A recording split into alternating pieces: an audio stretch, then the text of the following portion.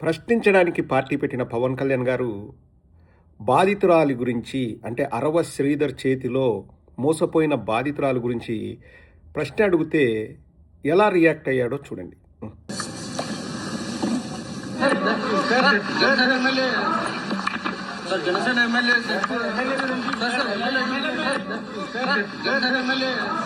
చూసిన విజువల్స్ ఎమ్మెల్యేపై ఎలాంటి చర్యలు ఉంటాయి అన్న ప్రశ్నకు అసలు సమాధానం లేకుండా చాలా కామ్గా ప్రశాంతంగా కారెక్కెళ్ళిపోయారు పవన్ కళ్యాణ్.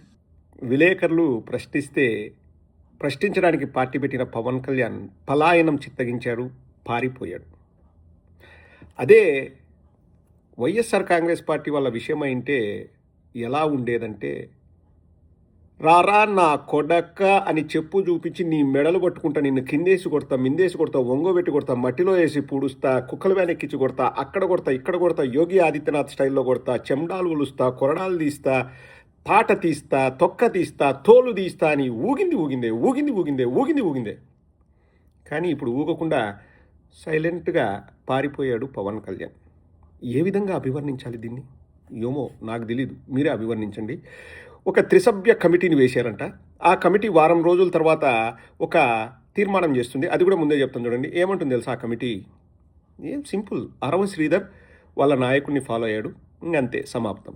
ఇంతకంటే పెద్దగా మాట్లాడాల్సింది ఏం లేదు. నిన్ననే చెప్పాడు కదా అరవ శ్రీధర్, నేను మా నాయకుడి అడుగుజాడలు నడిచానని. దట్స్ ఇట్, ఖేల్ ఖతం, దుకాన్ బంద్.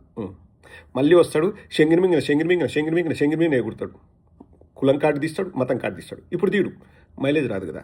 పవన్ కళ్యాణ్ వెరీ స్మార్ట్ మా.